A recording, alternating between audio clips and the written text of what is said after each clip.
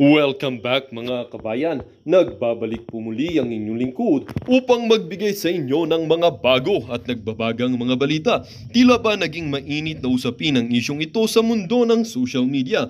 Isang malaking kontrobersya ang lumutang matapos kumalat ng balitang umano'y pagtanggal ng administrasyon ni Pangulong Kuting ng Norte sa karapatang pantao sa bansa. Ayon sa isang ulat, kinumpirma mismo ng Senado at ni Senate President Quezon Escudero ang isyong ito na nagdulot ng matinding pagkabahala at galit mula sa iba't ibang sektor ng lipunan. Ang naturang issue ay nagsimula ng kumalat ang balita sa social media at ilang blog sites na nagsasabing may plano ang administrasyong Kuting na alisin ng karapatang pantao. Isang hakbang na tinaguriang kabulastugan ng marami, ngunit sa kabila ng mga pag-aangkin, walang opisyal na pahayag o dokumento mula sa palasyo o sa Senado ang nagpatibay sa mga aligasyong ito. Sa isang panayam, maniriing itinanggi ni Senate President Quezon Escudero ang mga aligasyon, walang katotohanan ng mga balitang iyan. Ang karapatang pantao ay isang mahalagang bahagi ng ating konstitusyon at demokrasya at hindi ito basta-basta maalis. Gayunpaman, hindi may kakailangang epekto ng naturang balita sa publiko. Ilang mga organisasyon ng karapatang pantao kabilang ang Amnesty International at Human Rights Watch ang nagpahayag ng kanilang pagkabahala at nananawagan ng masusing investigasyon ukol dito.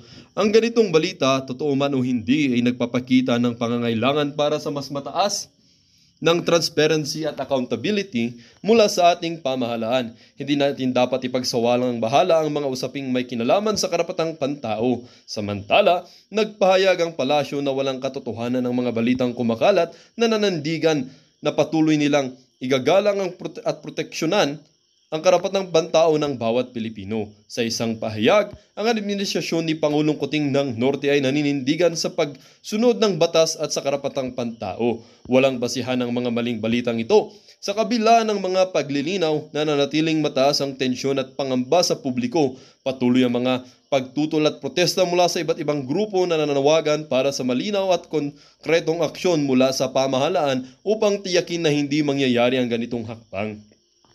Sa kasalukuyan, hinihikayat ng mga senador at mga lider ng pamahalaan ng publiko na manatiling kalmado at kritikal sa pagtanggap ng mga impormasyon. Sa panahon ng mga fake news, mahalaga ang ating pagiging mapanuri at pagsasaliksik upang malaman ang katotohanan. Well, para nga sa buong impormasyon ay panuorin ang buong video. At kung bago ka pa lamang sa aking channel, huwag kakalimutang mag-subscribe, pindutin ang notification bell at piliin ang all upang laging maging updated sa mga bago at nagbabagang mga balita. At sa mga solid viewers naman natin dyan, maraming salamat naman po sa patuloy na pagtangkilik sa ating channel. Tuloy-tuloy lang po ang laban para sa katotohanan at para na rin sa kinabukasan ng ating pinakamamahal na bansang Pilipinas. Oh. Kita nyo? Oh. Yan ang maximum tolerance. Tingnan nyo yung nakakulay pink. Yan ba yung hindi kayo nag-react? O, tinadyakan pa siya. O, nakita niyo yun? Tinadyakan, sinapak.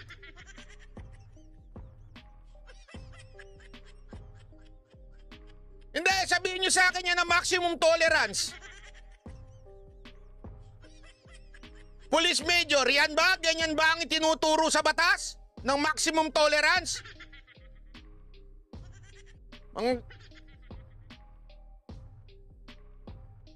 O para mas maganda, samahan natin ng kanta. Ganyan ba ang gusto nyong pagbabago? O panggagago yung ginagawa nyo?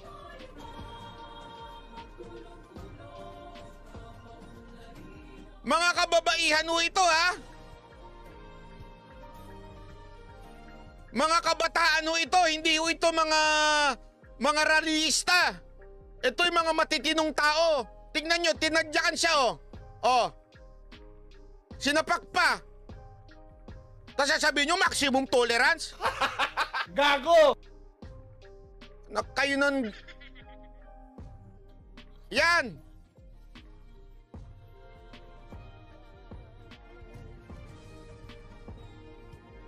Dahil dito, demonetize ako pero wala akong pakialam. Basta mailabas ko lang tong video to. Peaceful yan ang peaceful.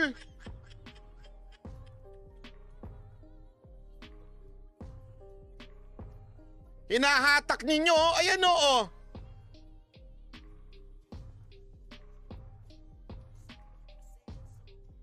Walang dala-dala yan ha. Kita nyo ba may dala-dala silang mga batuta? Wala naman ha. Hindi nakakatawa yan guys. Serious matter yan. Oo nga. Tumatawa lang talaga to.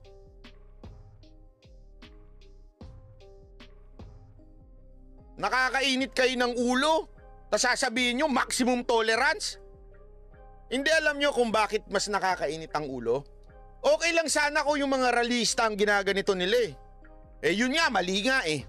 Yun nga ralista ang ganitoin mo, mali yun eh. Karapatan nilang magbigay ng magpahayag ng kanilang saloobin. Ito hindi to mga realista, mga kabataan tong sumasamba. Mga kabataan tong may prayer morning sila doon.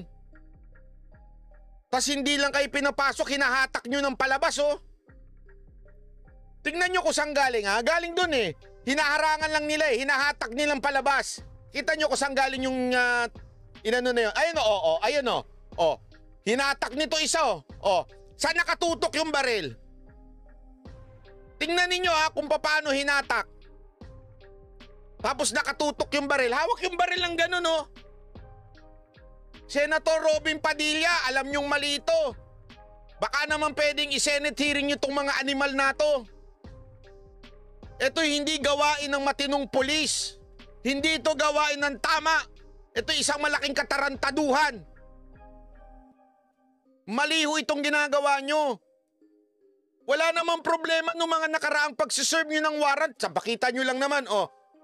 May isi-serve kaming warrant. Hinahanap namin si Pastor. Nandiyan ba? Pinapapasok kayo ah. O bakit ito ganito? Sasabihin nyo. Again ha, mga kababayan. Nananawagan ako sa inyo. Maging kalma lang tayo. Ang gusto kasi nila, maging bayolente tayo para may dahilan silang magdeklara ng kung anuman. Kaya ako nananawagan ako sa KOJC. Mga membro ninyo, kalma lang kayo. Alam ko masama ang loob ninyo. Kasi alam mo, nung una, nung sinasabi nila sa akin na trauma, medyo parang, bakit kaya na trauma? Kasi, alam mo yun, tinitimbang natin ang lahat ng bagay. When you say na trauma, talagang na there's something wrong. Bakit? Until nakita ko tong video to, nakaka-trauma nga naman to. Gawin yan sa mga anak nyo. Tandaan ninyo ha, eskwelahan ang naandyan sa loob. Eskwelahan, sambahan. Yan ang itsura ng loob na yan. Nakita nyo sa mga video namin, di ba? Eskwelahan, sambahan, ang babait na mga tao, mga kabataan. Tapos ganyan ang gagawin? Nakatutok ang baril? Ano sa tingin? Ano, lalaban ba yung mga yan? Napakawalang niya ninyo. Again, ulitin ko po, nananawagan po tayo sa mga KOJC. Wag na wag kayong gagawa ng magre-retaliate o gagante. Pag naulit ito, bigyan nyo lang ng tinapay. Hindi po ako nagbibiro. Kasi yun ang gusto nilang gawin eh. Gusto nila, pumalag kayo. Pag pumalag kayo, may dahilan sila. Huwag nyo silang bigyan ng dahilan.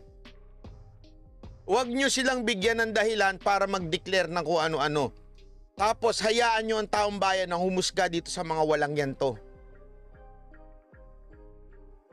Alam mo, nung una, pinagtatanggol ko pa yung mga ibang kapulisan dyan kasi sabi ko, hindi naman siguro lahat ng pulis ganyan. Pero hindi na ho tama ito. PNP chief, medyo sablay ho ito.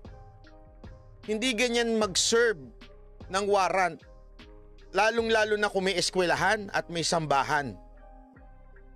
Hindi po, ulitin natin ha, wala pong illegal na nagaganap dyan. Hindi po pogo yan. Hindi po yan kung ano-ano. Yan is sambahan at yan po ay eskwelahan. Elizabeth, maraming salamat po. Alam mo, tama kayo eh. Ang tanong ng iba dyan, human rights asan na? O sabi ni Kim Ortega, yung ginawa ni Kibuloy, tama ba? Ayaw humarap. O so ngayon, gaganti ka sa mga bata. Hindi, Kim Ortega, napakatanga mo. O tama ba yung ginawa ni Kibuloy? O so ngayon, gagantihan mo yung mga bata. Sige nga, tuktukan kita dyan eh. So pag may mali, halimbawa lang, totoo yung sinasabi mo, may mali si Kibuloy, sino gagantihan mo yung mga bata? Tingnan mo, tanong mo sa sarili mo kung tama yung logic mo. Bobo mo ha. Wala na, na-demonetize na ito. Naintindihan niyo ba ibig ko sabihin? This is not about Kibuloy. Hindi pa nga guilty yung mama, ginigilty nyo na. Tandaan nyo yung warat na yun na hindi ibig sabihin fugitive yun. Mamaya ipapaliwanag ng abogado niya yun. Hindi ibig sabihin, pwede mo nang gawin sa ibang tao.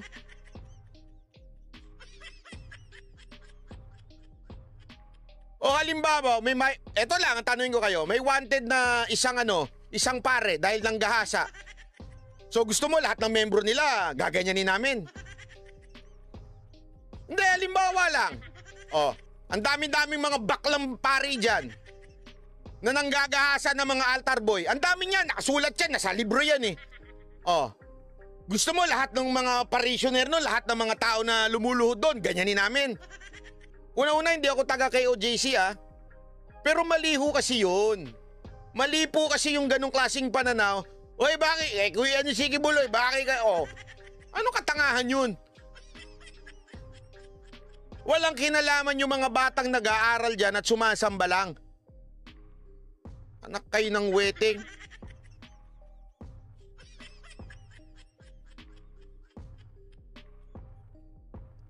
O sana lamang po magising-gising na po ang mga senador natin.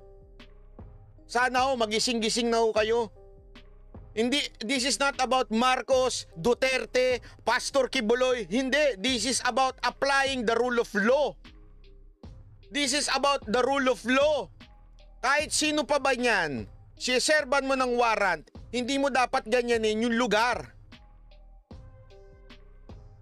Sana kung nandyan si Kibuloy, pumalag yung mga tao, tinago nila si Kibuloy. Hinalungkat nyo nga, wala kayo nakita ni isa eh. Ni Anino, hindi nyo nakita eh.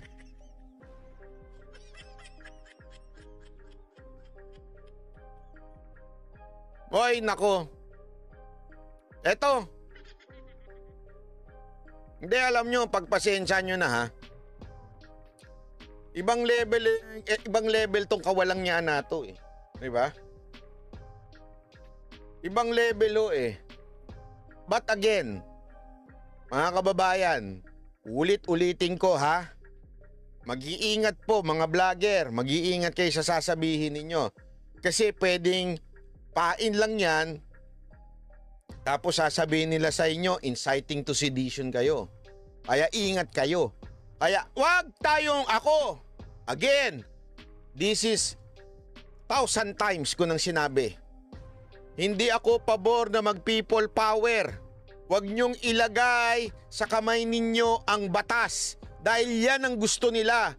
Pag kinagat niyo yan, magdideklara sila ng martial law. Maniwala kayo sa akin sa hindi. Yan ang plano dyan. Pag naging violente tayo, pag tayo nagwawala-wala dyan, gagawa sila ng paraan para makapag-declare ng martial law. Kaya hindi tayo dapat papasok doon sa pain nilang yun. Lalong-lalo na mga taga kay OJC. Alam ko kayo ay napapangaralan ni Pastor Kibuloy. Wag ho. Maging tayo, sabi nga Abraham Quezon, salamat po. Ito lang, paalala ko lang sa mga kay OJC. Napanood niyo yung Passion of Christ? Diba? Kita niyo ginawa doon? Kita niyo, ito yung lesson sa buhay. Lesson ito sa kasaysayan, historical facts. Nakita niyo ang ginawa doon sa Passion of Christ sa ating Panginoon? Hindi pumalag. And yet, what happened? Christianity spread. The same thing po. Baka sabihin mo, Panginoon yun Naturalmente, hindi papalag yun. Diyos yun Pero tandaan nyo, 100% pa rin pong tao siya nun. Nagkatawang tao siya. O, tanggalin na natin yun. Tanungin ko kayo. Lahat po ng disipulo ng ating Panginoon, lahat po sila, isa lang ata or dalawa ang hindi nakaranas ng persecution na namatay. Pero karamihan sa kanila, ibiniting patiwarik. Karamihan no dun sa mga disipulo, pinatay ng hindi maganda. And yet, hindi lumaban. Anong ibig sabihin po nito? Ito is a historical facts. Nangyari ito nung unang panahon. So, ibig sabihin ko lamang po, sinasabi ko sa inyo to, alam mo, sinabi ko nga kanina doon sa kausap namin sa SMNI. Lee, salamat po. Maybe, I'm not sure. Maybe this is a way of God para magising ang tao, mga Pilipino. Bakit kanyo? Kasi kung gagawin ng mga politiko, i-oppress ang mga opposition, ang iisipin ng mga Pilipino, laban lang yan ng mga politiko.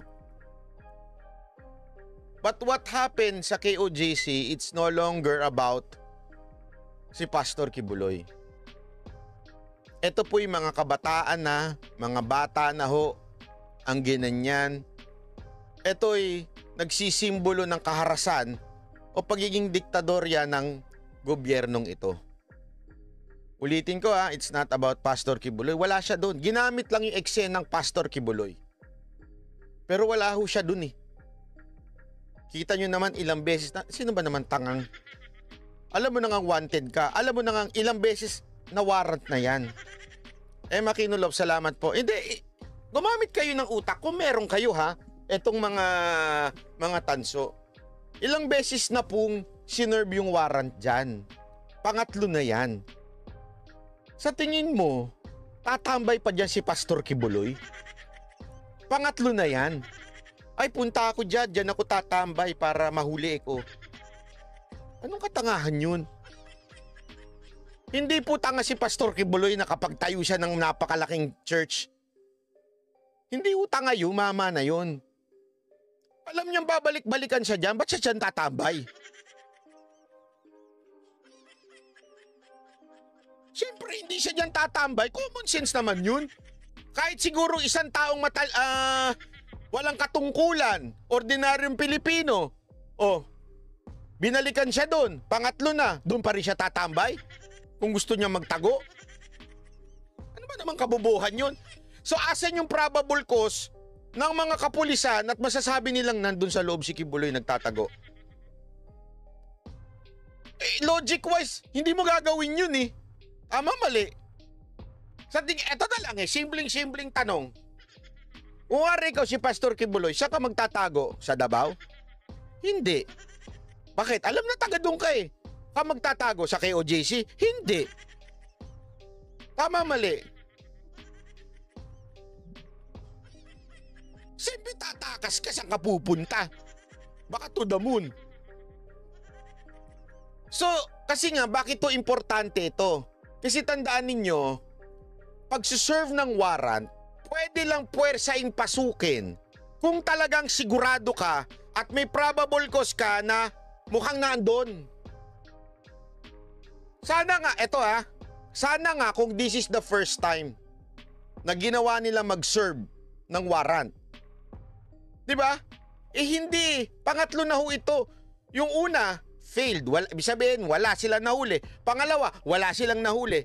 Pangatlo, babalik ka mo, may daladala kang isang batalyon. Hindi, di ba common sense na lang? Pangatlo mo na, tapos magdadala ka ng isang batalyon? Hindi mo nga nakita nung first and second?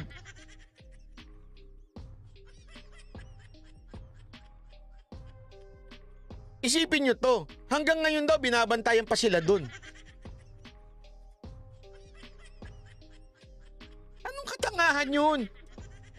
Ni-radio na nga eh. Ay, ni-radio KOJC, dalawin ko nga, tignan ko yung mga kabataan dun. ganon si Pastor? Pupunta siya doon. Ay, asan na? Ni-raid yung kay OJC, punta ako dyan.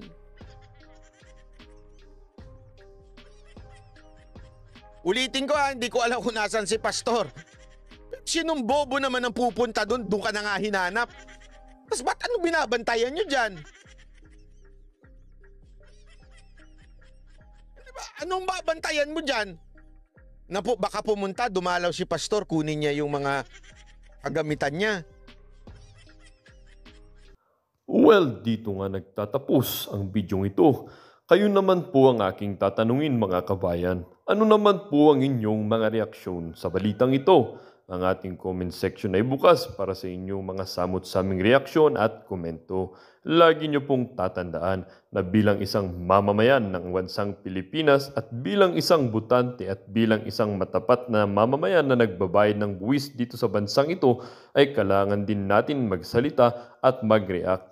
Huwag kakalimutan, do not let your thoughts left unspoken. As citizen of this country, your thoughts matters. Muli po, kung bago ka pa lamang sa aking channel, huwag kakalimutang mag-subscribe at pindutin ang notification bell upang laging maging updated sa mga bago at nagbabagang mga balita.